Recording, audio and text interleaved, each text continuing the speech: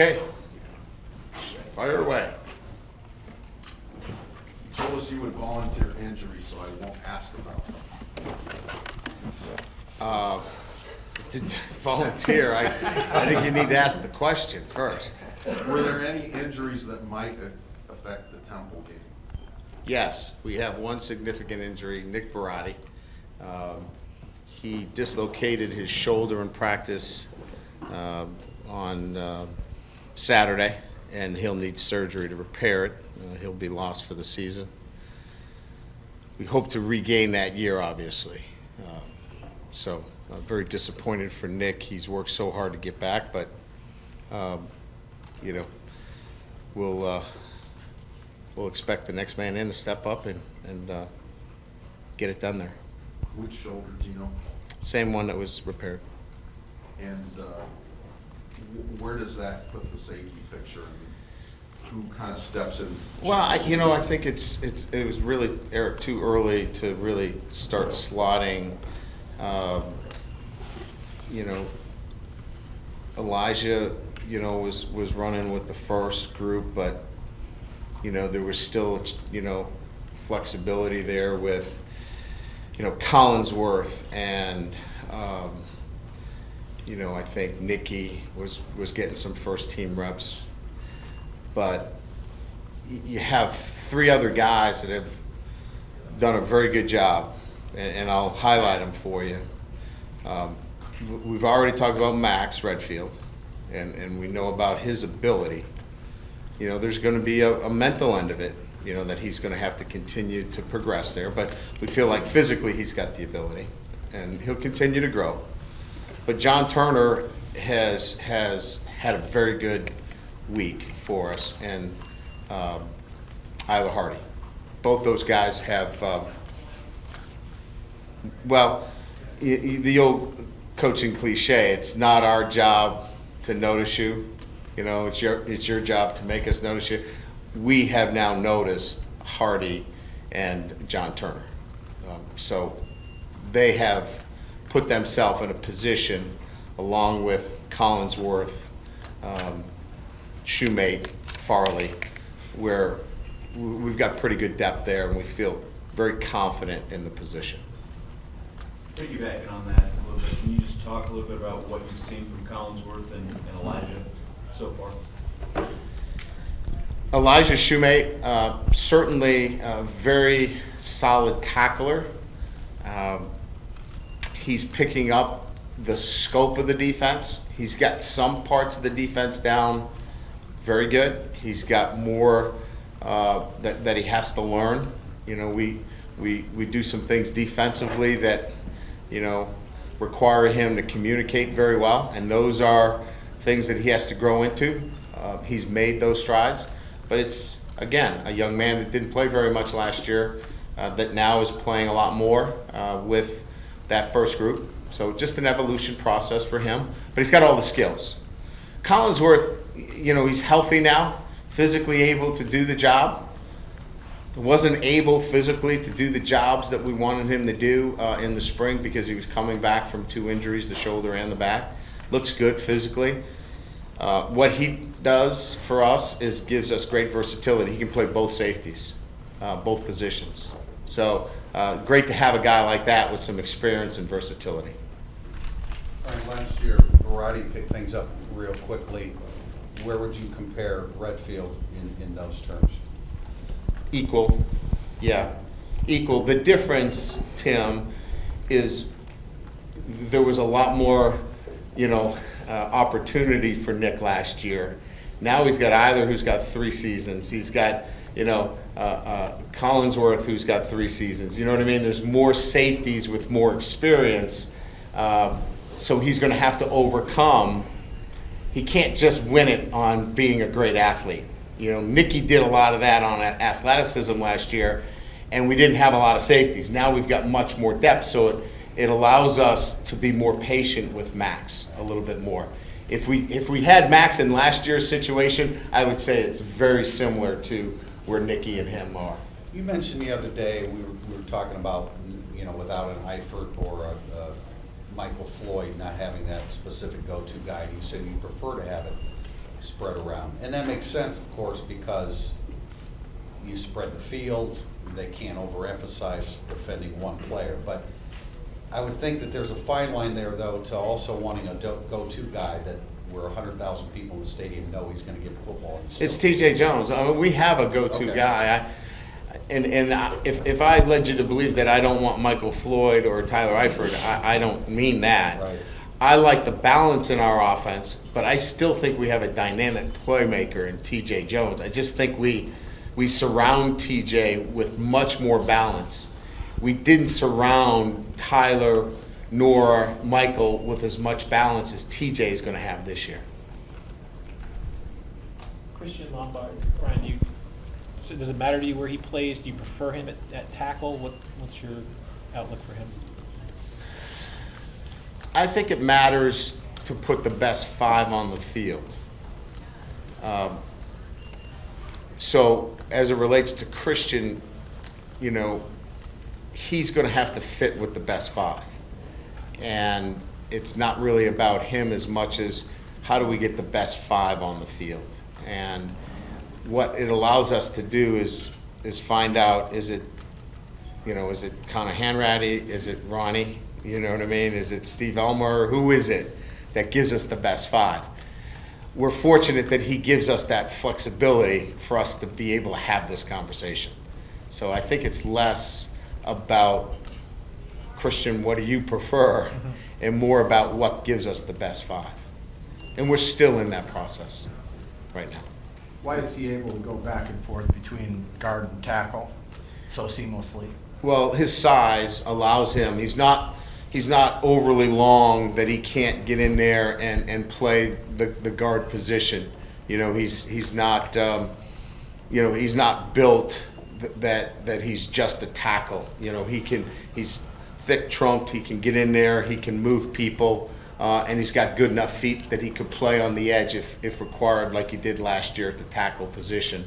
So just his body type allows us a little bit more flexibility.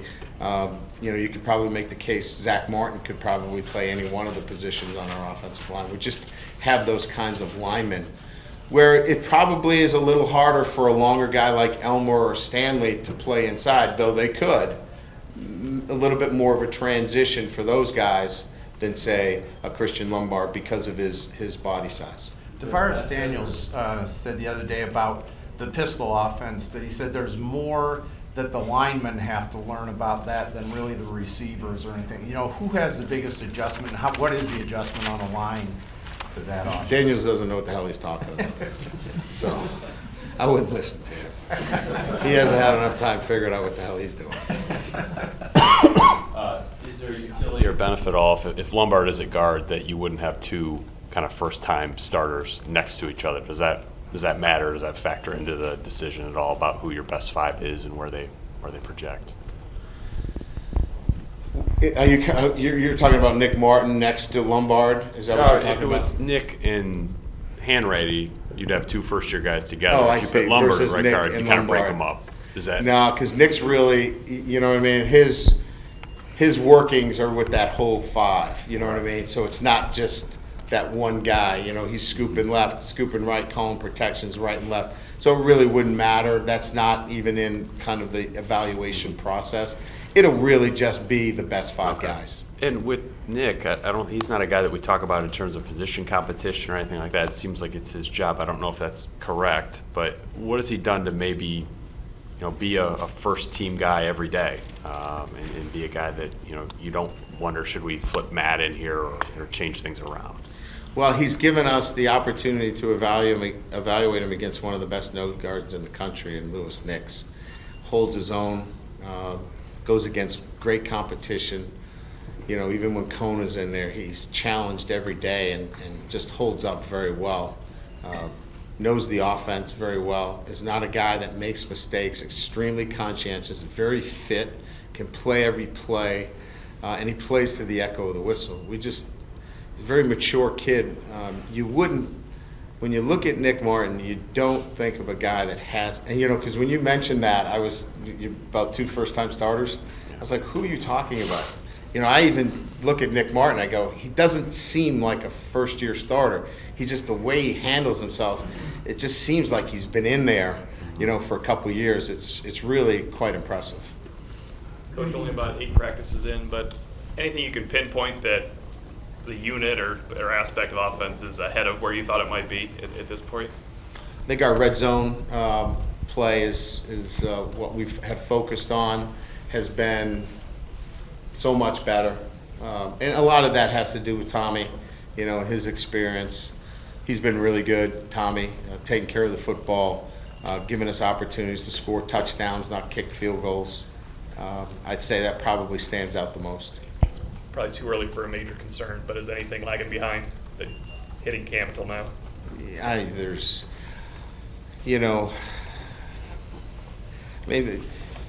I think there's certain areas where there's always depth issues that you concern yourself with.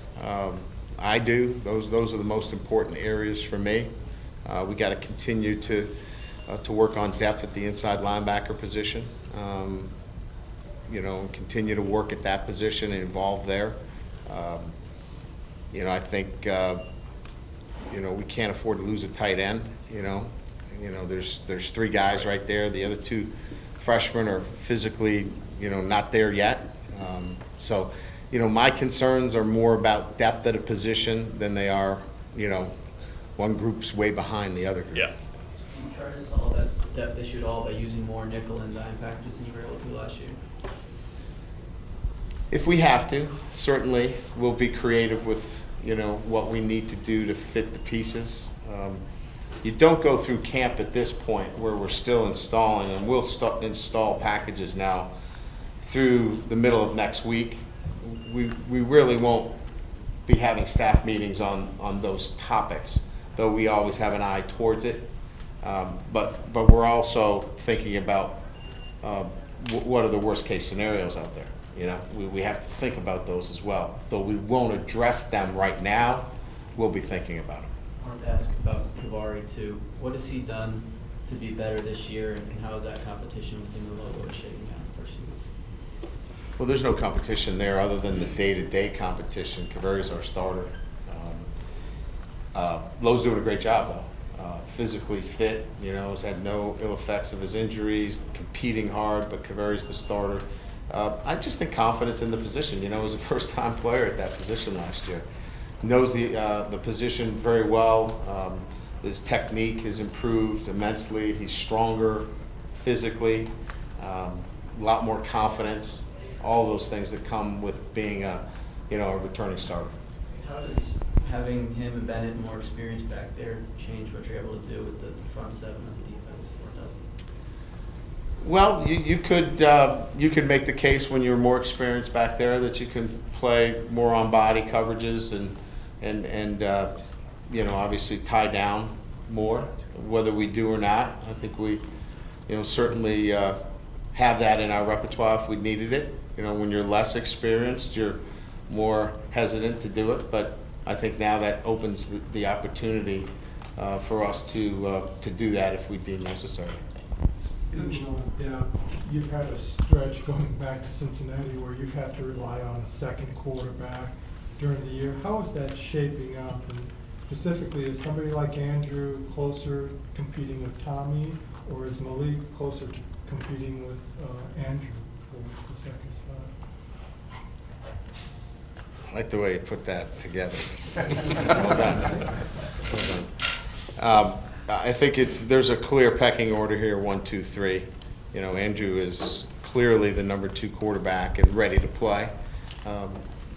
Again, I think I made it pretty clear that if I believe Andrew can help in winning football games, I am not a guy that's going to be hesitant to put him in at any time to help us win.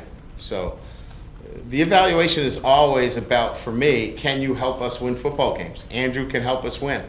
And we'll see if there's a time and place necessary for him to come in and help us win games. Right now, Tommy is the guy. I'm sorry, do you see a specific role or package for him, or is he somebody? Well, he does things differently. Obviously, he would be a guy that we would feature some more Q runs like we did with Everett Golson, right? but he can still throw it. He can still run the offense. We're not going to change into, an entirely different offense, but we would certainly feature some more quarterback inspired runs and reads, which are already within our system.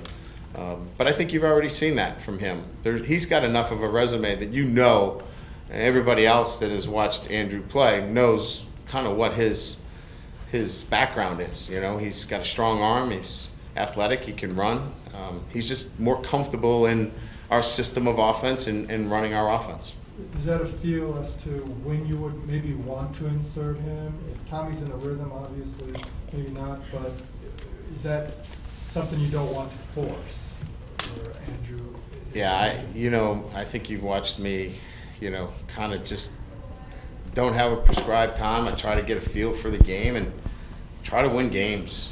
I'm here to win games, and if I think he can help us win, I'd put him in.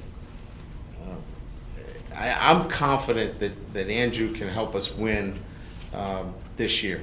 And if I think that I can insert him at any time to give us that, I am not hesitant to do that. I'll go to the bullpen and ask him to help us. Brian, what's your expectations for Troy Nicholas, and what's it like having a 270-pound tight end that can run? Well, quite honestly, and I know what you mean. 275 and 6'5", 6'6" is one thing. You have to be skilled in the pass game and catch the football. And you have to be really not dominating, but really accomplished inline blocker. Now, I'd say in both those areas, he was okay last year. In other words, his size and physical frame were up here, and his accomplishments were here. I want to see his accomplishments meet his size and stature, and I think they're getting there. Just the other day in the red zone, he used his body and his size, and he complemented it with his pass catching. Using his body to box out, and he didn't have that feel last year. You know what I mean? Right. He was a big body guy running around there. He's getting there. He's learning. He's understanding those things. And the same thing in the run game. So we're seeing an improvement in this, big young man at the tight end position every day, and it's pretty exciting. And I will say, and I'm really pleased with Ben and Alex too. They both can be really important parts of our offense as well. Right now that Sheldon Day is being asked to take 85% of the snaps instead of 15%. Sure. What are you seeing? I know all the talk is about Nixon to it, but I tell you, Sheldon Day is, you just watch the film. His first step quickness, he's an impressive football player. I wouldn't trade him for anybody on our football team right now. He is as impressive of a player as that we have on defense. His motor, he right now, if there's an 8-play drive, he does not come out of the game. He's the one that does not come out of the game. So his work volume, his ability to go, his pass rush ability, he's an outstanding football player. Cool. Thank you, everybody. Thank you.